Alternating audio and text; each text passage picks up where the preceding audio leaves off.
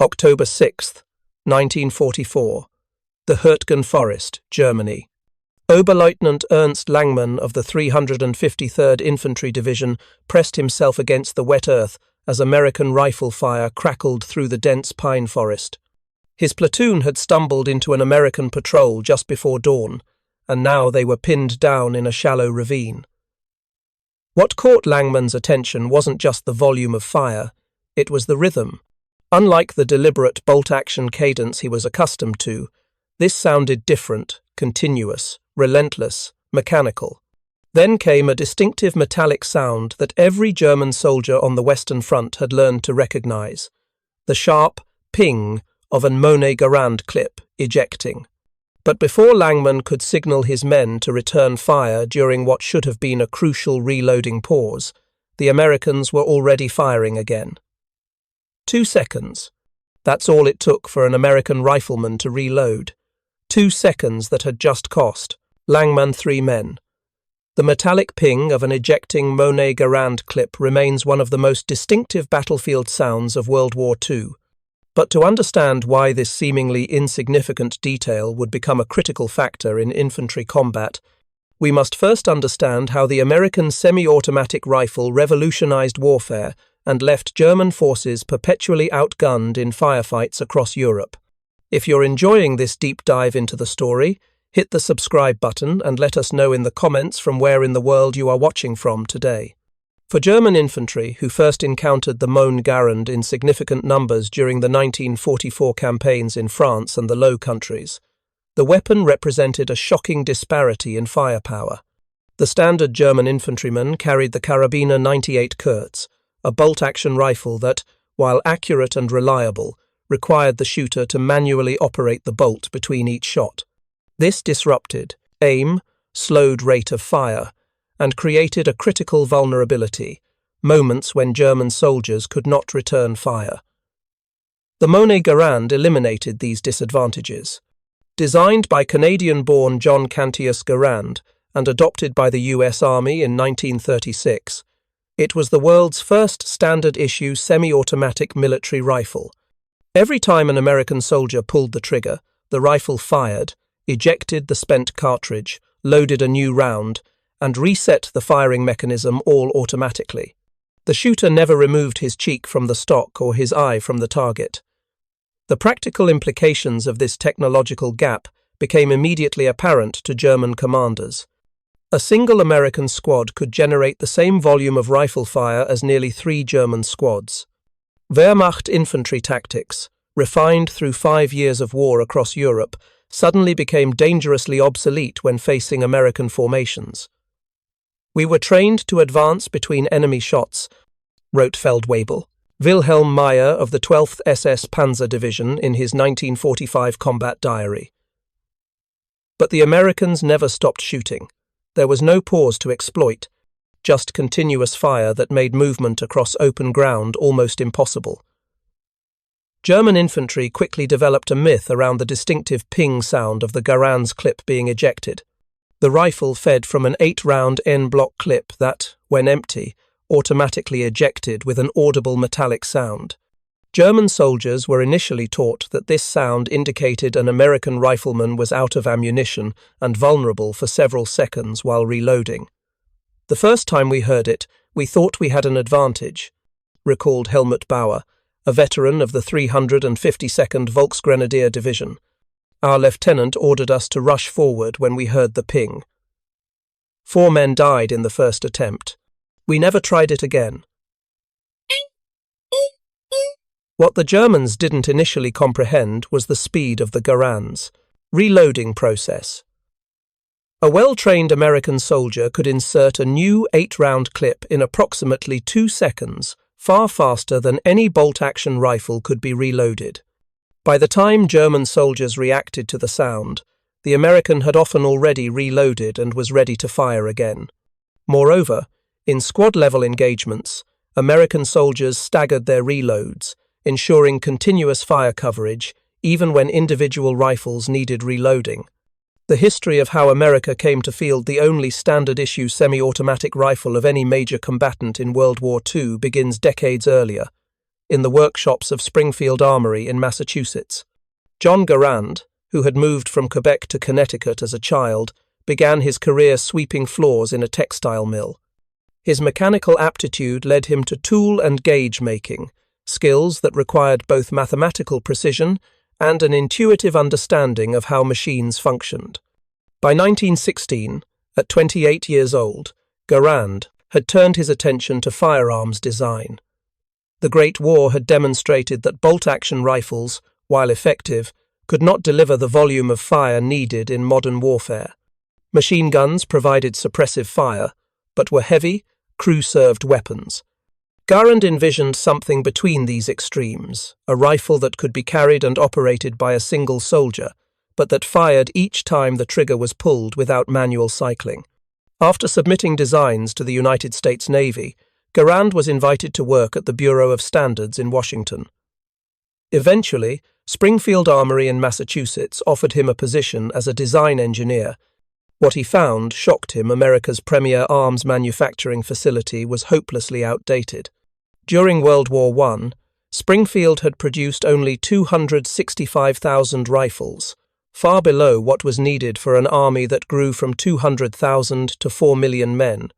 The shortfall forced America to arm hundreds of the rape. Thousands of soldiers with British Enfield rifles manufactured under license by Remington and Winchester.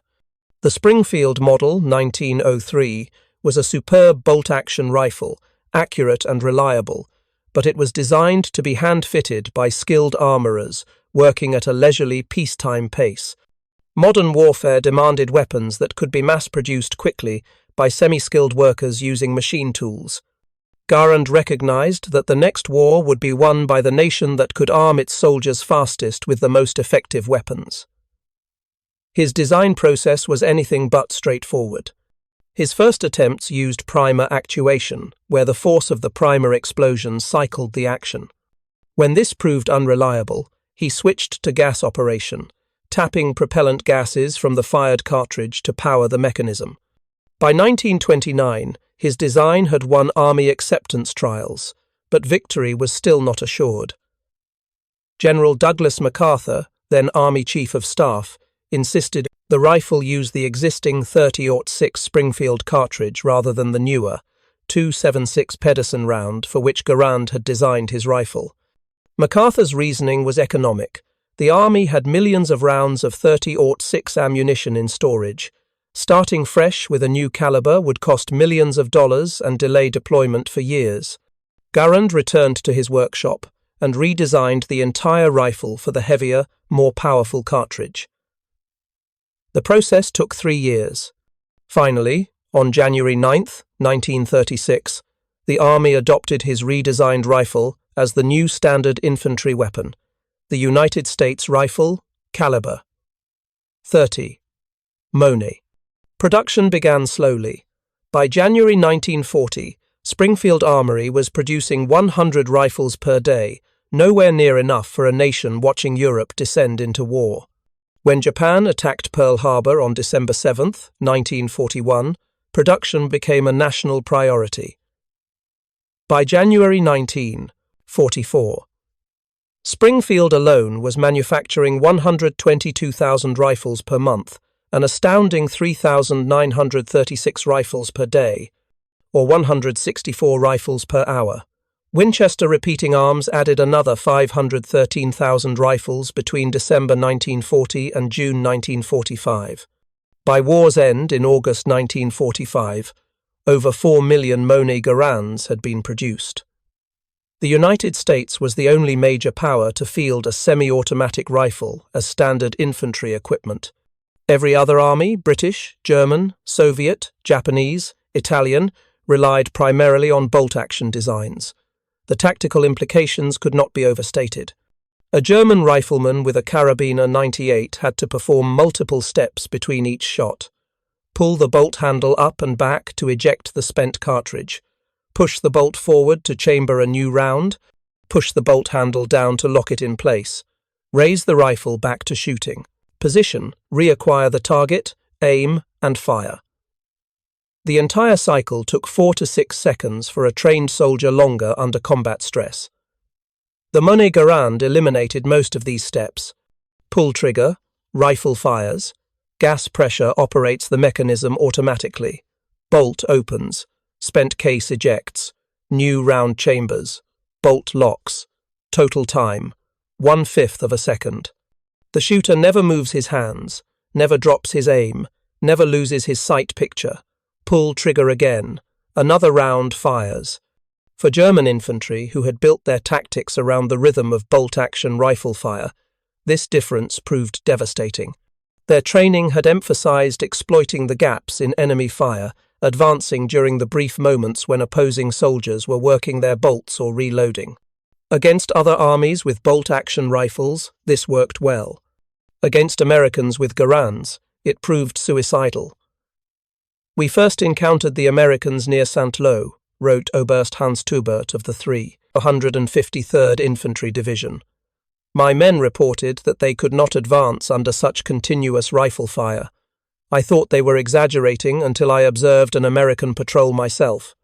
Their riflemen maintained a rate of fire that our doctrine considered possible only with machine guns. We had to completely revise our tactical approach."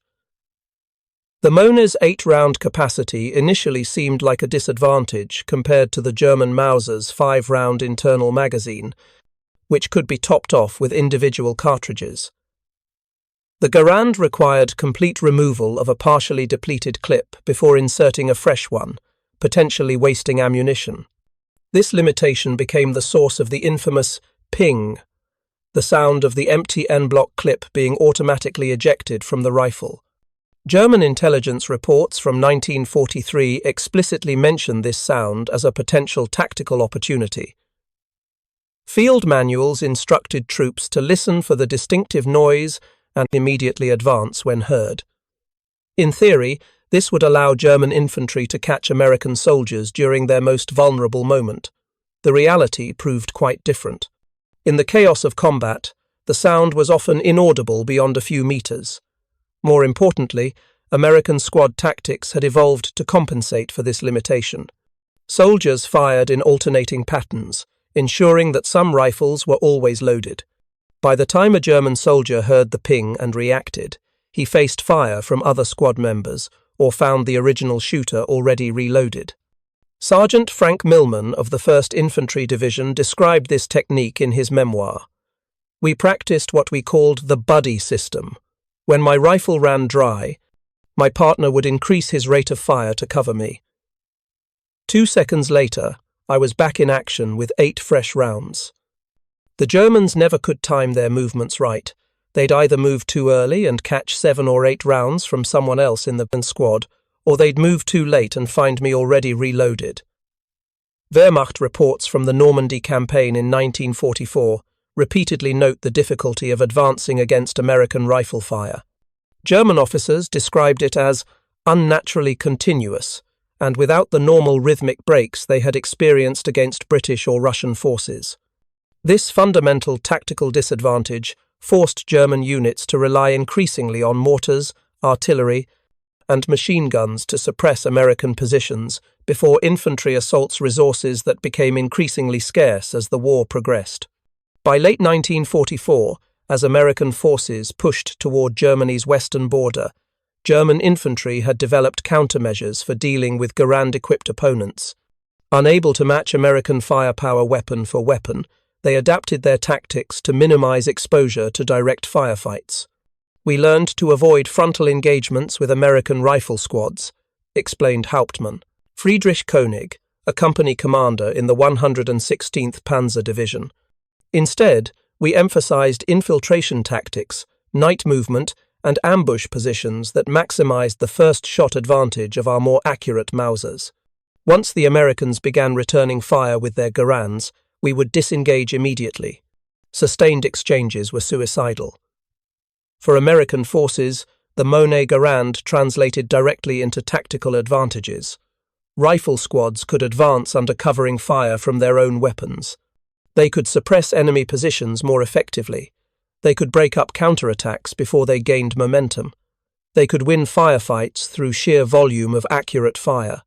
If you find this story engaging, please take a moment to subscribe and enable notifications. It helps us continue producing in-depth content like this. The impact of the M-one Garand on German infantry morale cannot be overstated. Captured Wehrmacht documents from late 1944 show increasing concern about American firepower superiority. Unit after unit reported being outgunned despite having equivalent or greater numbers. The psychological effect of facing an enemy who could maintain continuous accurate rifle fire without pause wore down even veteran German formations. After 3 days of combat against the Americans near Aachen, my men were exhausted, wrote Hauptmann Otto Lehmann of the 276th Volksgrenadier Division. The constant pressure of their rifle fire made it impossible to move, to resupply, or even to evacuate wounded during daylight. My company suffered 60% casualties, primarily from small arms fire. We had never experienced anything like it on the Eastern Front. The situation grew increasingly desperate as Germany attempted to equip its infantry with comparable weapons. The Gewehr 43, a semi-automatic rifle that could have narrowed the firepower gap, never reached mass production. By war's end, fewer than 400,000 had been manufactured, less than 1/10 the number of Garands. The disparity between German and American infantry weapons reflected larger differences in industrial capacity and strategic approach. Germany had focused on producing complex, high-quality weapons in smaller numbers, often requiring skilled craftsmen and special materials. America emphasized standardization, simplicity, and mass production. The result was that virtually every American infantryman carried a semi-automatic rifle, while only specialized German units had access to comparable weapons. This difference would be particularly apparent during the Battle of the Bulge in December 1944, Germany's last major offensive on the Western Front. As Wehrmacht forces pushed through the densely forested Ardennes region, they initially achieved surprise and drove back American units. But once the initial shock passed and American forces regrouped, the fundamental firepower disparity reasserted itself. Oberleutnant Ernst Langmann, who had survived the Hürtgen Forest engagement, found himself commanding a company during the Ardennes offensive. His unit captured several American M-one Garands, which he distributed to his best soldiers. The difference was immediate and dramatic. For the first time, we could match their fire rate, Langmann noted in his final report before being wounded in January 1945. The 8 men equipped with captured Garands accounted for more than half our unit's total effective fire. If our entire army had been equipped with such weapons from the beginning, the Eastern Front might have turned out quite differently. By 1945, as American forces pushed into Germany proper, the firepower gap had become a yawning chasm. Fresh American divisions arrived at the front completely equipped with M-one rifles, while German units increasingly fielded old men and boys carrying whatever weapons could be, scrounged often outdated rifles from World War I, or captured foreign models with limited ammunition supply. The M-one Garand had done what its designer intended. It had multiplied the effectiveness of the average American infantryman. It had shifted the balance of power decisively toward the attacker. It had rendered bolt-action rifles obsolete for frontline combat. And it had convinced every major military power that semi-automatic operation would be the minimum standard for infantry rifles going forward. The distinctive ping of the Garand's clip ejection, once hoped by German forces to be a tactical advantage, had instead become the sound of their defeat, a 2-second window that closed too quickly to exploit, followed by another 8 rounds of accurate, unstoppable American fire. March 12, 1945. Remagen Bridge, Germany. Private First Class Thomas Mitchell of the 78th Infantry Division crouched behind the twisted wreckage of a German truck, his M-one Garand clutched tightly against his chest. 3 days earlier, American forces had captured the Ludendorff Bridge at Remagen, the only Rhine crossing still standing, and Mitchell's unit was part of the defensive perimeter established on the eastern bank. For 72 hours, German forces had launched desperate counterattacks to destroy the American bridgehead. Now, in the pre-dawn darkness, Mitchell could hear German troops assembling in the rubble-strewn streets ahead. "They're coming again," whispered Sergeant Davis beside him. Same as yesterday. They'll send the Volkssturm first, then the SS when our firing positions are revealed. Mitchell nodded, checking the 8 rounds in his Garand's clip with practiced fingers. The bridge behind them represented the first breach of Germany's western border, a dagger pointed at the industrial Ruhr Valley. Hitler had ordered it retaken at all costs. 5 previous counterattacks had failed, broken against the wall of American firepower. The Germans had learned to fear the distinctive rhythm of the Garand, its measured, unstoppable cadence that signaled death for anyone caught in the open. As the sky lightened to a pale grey, Mitchell spotted movement, shadowy figures darting between bombed-out buildings 300 yards ahead. These weren't the old men and boys of the Volkssturm. Their movements were too practiced, too disciplined. The whispered warning spread down the American line.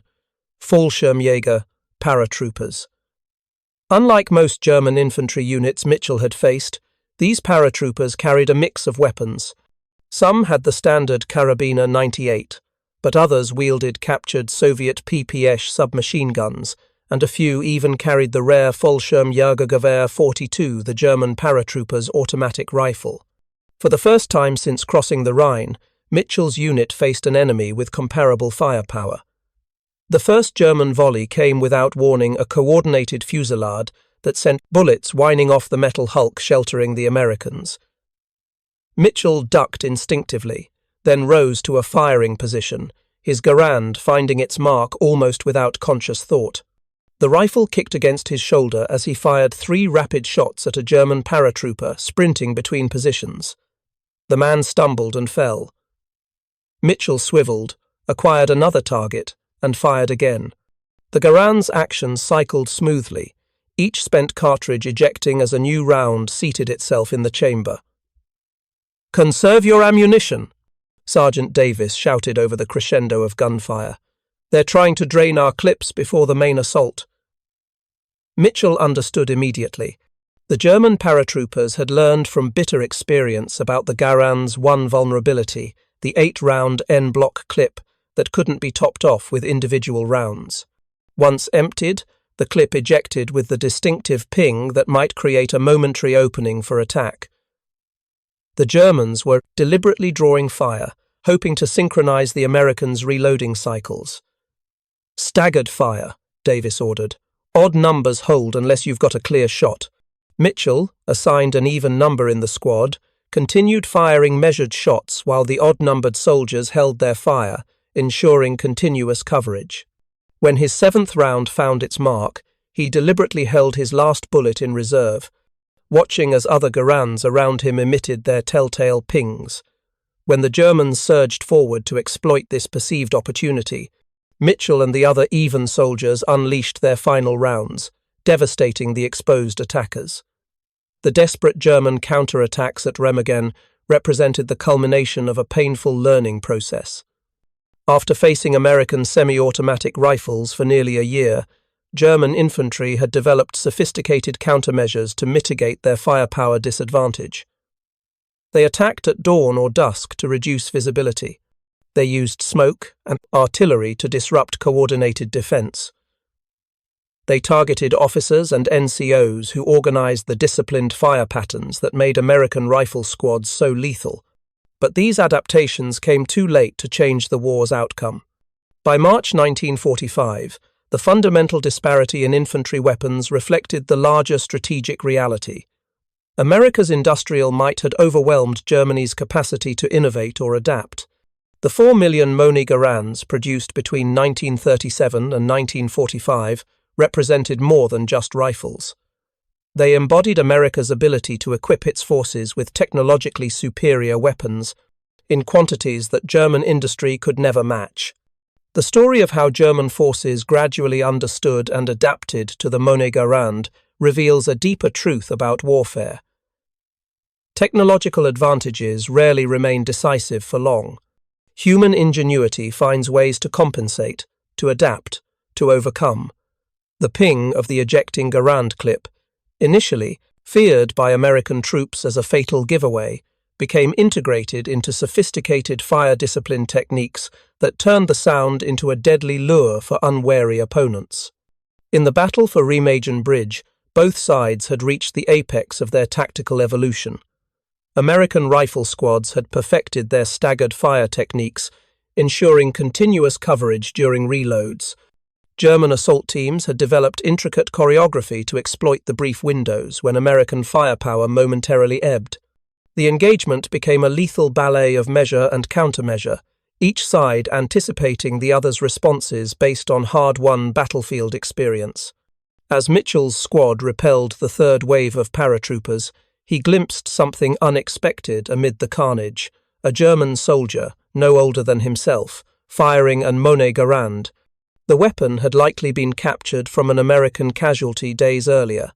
The young paratrooper handled it with surprising proficiency, demonstrating that the rifle's advantages transcended training or nationality. In the hands of any competent soldier, the semi-automatic action multiplied combat effectiveness. This moment illustrated the ultimate irony of the Garand's impact on World War II. By the conflict's final months, German forces coveted and used captured American rifles whenever possible. Wehrmacht after-action reports from 1944 and 1945 contain numerous references to special assault groups equipped with captured Garands. These units received priority ammunition supply and were deployed at critical points to counter American firepower with their own weapons. Colonel Rudolf Schwerin of the German General Staff wrote in February 1945, "The American semi-automatic rifle represents the most significant infantry innovation of this war. Our failure to develop and field a comparable weapon in adequate numbers has placed our infantry at a devastating disadvantage. Future conflicts will be decided by which side can place the most automatic weapons in the hands of its standard infantry." Schwerin's assessment proved prophetic. Within 5 years of World War II's conclusion, every major military power had adopted semi-automatic or select-fire rifles as standard infantry equipment. The Soviet AK-47, the British EM-2, the American M14 all descended conceptually from the revolution John Garand had started by recognizing that technology could multiply a soldier's effectiveness more profoundly than training alone. As the Battle of Remagen continued into its second week, the technological disparity between American and German infantry weapons became increasingly irrelevant. German artillery, rockets, and finally frogmen demolition teams focused relentlessly on destroying the bridge itself rather than defeating the American forces that had crossed it. On March 17, 1945, the weakened structure finally collapsed into the Rhine, but by then, American engineers had established pontoon bridges nearby, and over 25,000 troops had already secured the eastern bank. For Private Mitchell and his squad, the bridge's collapse changed nothing. They had established a foothold in Germany proper that would not be relinquished. The Ruhr industrial region lay exposed, and American armoured divisions were already exploiting the breakthrough. The war's outcome was no longer in doubt, only its duration remained uncertain. As April 1945 dawned, American forces pushed deeper into Germany from multiple directions. The distinctive sound of Garand rifles echoed through ancient forests and medieval towns as the Third Reich contracted day by day.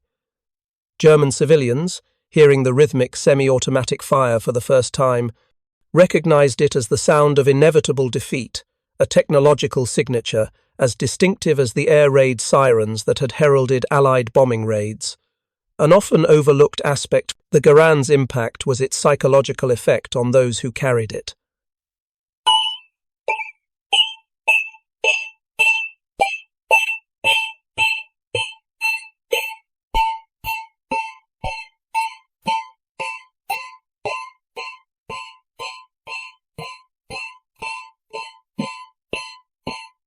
American infantry entered combat with each soldier knew he carried firepower equivalent to multiple enemy riflemen. This translated into aggressive tactics, willingness to advance under fire, and resilience when outnumbered. German veterans repeatedly noted the offensive spirit of American infantry, attributing it partly to their superior individual weapons. Staff Sergeant William Harrison of the 4th Infantry Division expressed this sentiment in a letter home in April 1945. "I've carried this rifle from Normandy to the Elbe River. It's never jammed, never failed, never let me down. When we're pinned down and I hear the German bolt actions clicking away, I know we still have the advantage. 8 shots without touching the bolt, then 2 seconds to reload. It's like having a machine gun in your hands." The confidence Harrison expressed stands in stark contrast to German accounts from the same period. Unteroffizier Karl Müller of the 352nd Volksgrenadier Division wrote in his final diary entry before being captured, "We no longer attempt to match the Americans shot for shot. Their rifles fire too quickly, too continuously. We must rely on surprise, on the first shot, on ambush. In open combat, we are always outgunned." This disparity in confidence had strategic implications. American commanders could plan operations, knowing their infantry could generate overwhelming firepower even without heavy weapons support. German commanders increasingly hesitated to commit their forces to direct engagement with American units, preferring to fight delaying actions that minimized exposure to American rifles and automatic weapons. By April 20, 1945, as Soviet forces entered the outskirts of Berlin and American troops linked up with them at the Elbe River, the war in Europe was effectively decided. The final German units still fighting were those isolated from the strategic situation, cut off, surrounded, or under orders from fanatical commanders who refused to accept the inevitable. For many German soldiers, the war's final weeks brought a profound realization. Their defeat stemmed not from any lack of courage, training, or tactical skill, but from fundamental strategic miscalculations. Germany had entered the conflict, believing that superior doctrine, leadership, and fighting spirit could overcome material disadvantages. The M-one Garand had proven this assumption catastrophically wrong. As Major Hans-Dieter Reichert wrote in his surrender statement to American intelligence officers, "We were told that American soldiers were soft, poorly trained, and dependent on material superiority rather than fighting spirit. This was partially true, your material superiority was undeniable. But we never anticipated how that superiority would manifest at the squad level, in the hands of every rifleman. Your semi-automatic rifles made our tactical doctrine obsolete overnight." The Garand's legacy extended far beyond World War II. When North Korean and Chinese forces invaded South Korea in 1950, they encountered American units still equipped with the M-one. Despite fielding some automatic weapons like the Soviet PP-41 submachine gun, Communist forces suffered from the same fundamental disadvantage that had plagued German infantry. Their standard riflemen carried bolt-action weapons that couldn't match the Garand's sustained fire capability. Marine Sergeant Harold Plunkett, a veteran of both World War II and Korea, observed, "The Chinese had wave tactics, human sea attacks where they'd overwhelm you with numbers. But the Garand was made for stopping waves. 8 rounds, reload, 8 more, reload.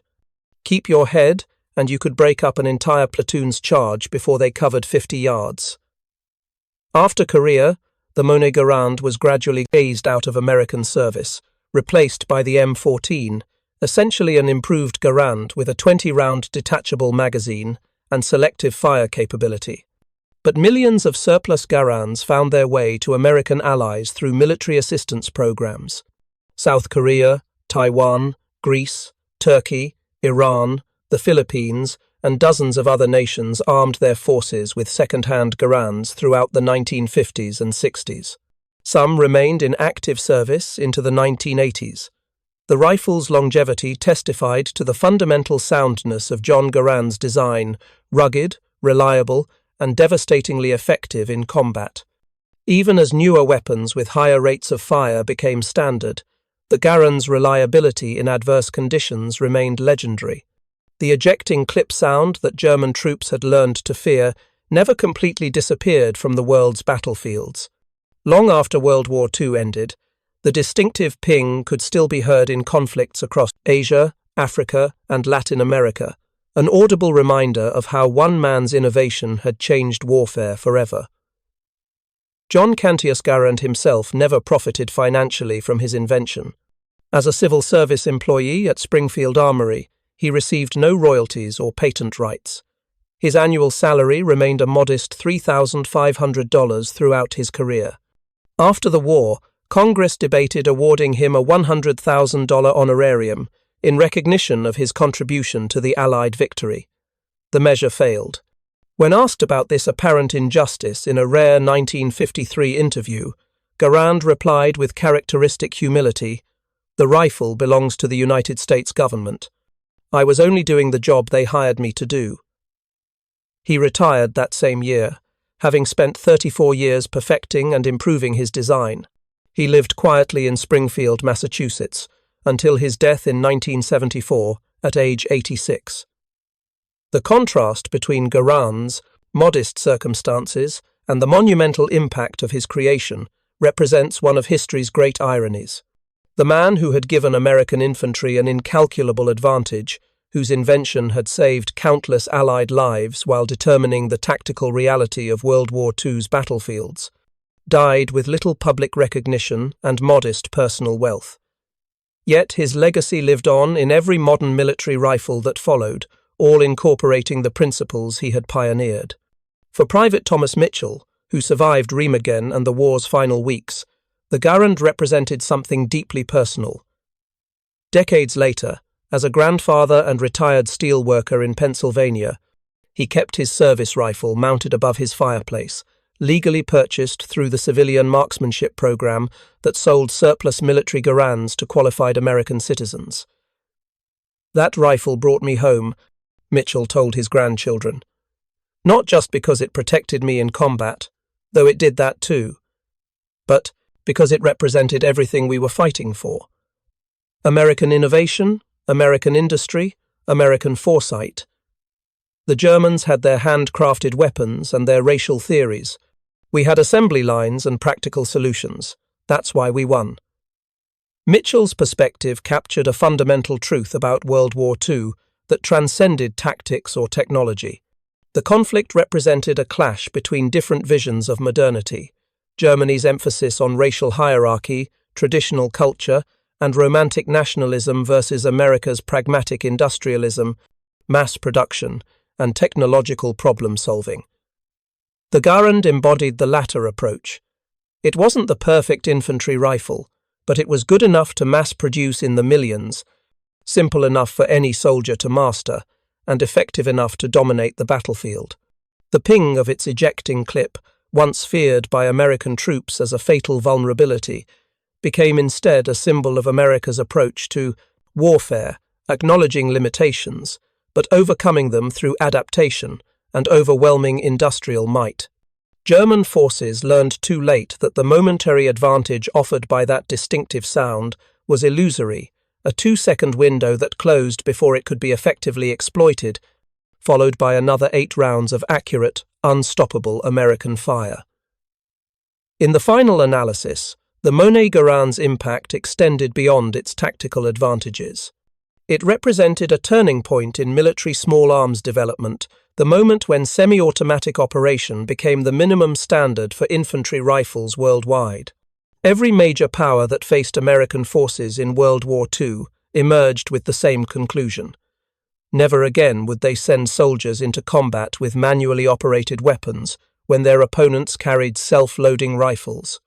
This technological revolution, driven by one Canadian immigrant working quietly at a government arsenal, changed the face of warfare as profoundly as the machine gun or the tank.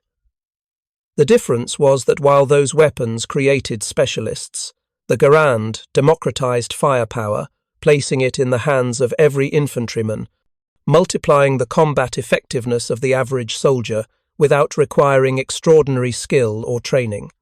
The legacy of those 2 seconds, the brief reload interval that German troops initially thought they could exploit, continues today in modern military doctrine, equipment design, and tactical thinking. Every contemporary infantry weapon, from the American M4 to the Russian AK-12, descends conceptually from Garand's innovation. Every military force trains to maintain continuous fire through coordinated reloads. Every combat rifleman enjoys firepower that World War II soldiers could only imagine.